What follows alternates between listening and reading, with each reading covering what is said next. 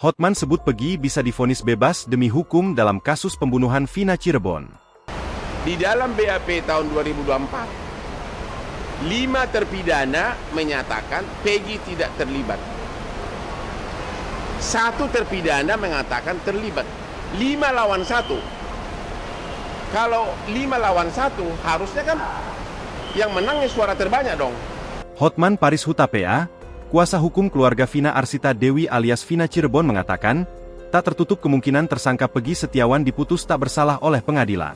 Keputusan terhadap Peggy ada kemungkinan 2. Ada kemungkinan pengadilan menyatakan Peggy tidak bersalah karena 5 terpidana menyatakan Peggy tidak bersalah dalam BAP, berita acara pemeriksaan, tahun 2024, kata Hotman saat jumpa pers di Mall Kelapa Gading, Jakarta Utara, Selasa, 11 Juni 2024. Menurut Hotman, pernyataan 5 terpidana bahwa Peggy tidak terlibat dalam kasus pembunuhan Vina seharusnya sudah bisa menjadi bukti yang kuat.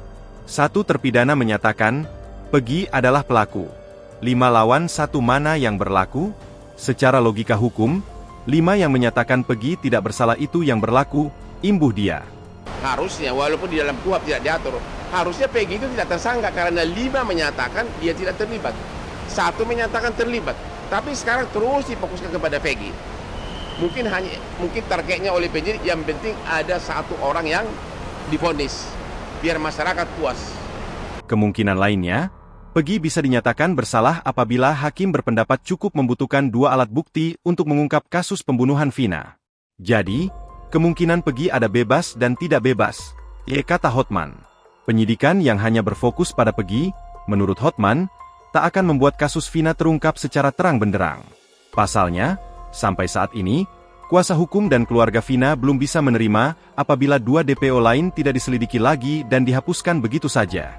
Kalau itu hanya target utama maka kasus ini akan terungkap, 2 DPO sudah tidak diperiksa lagi, sudah tidak ditindaklanjuti begitu saja, dan akan menimbulkan kekecewaan bagi masyarakat dan keluarga Vina, tegas Hotman. Download Tribun X sekarang, menghadirkan lokal menjadi Indonesia.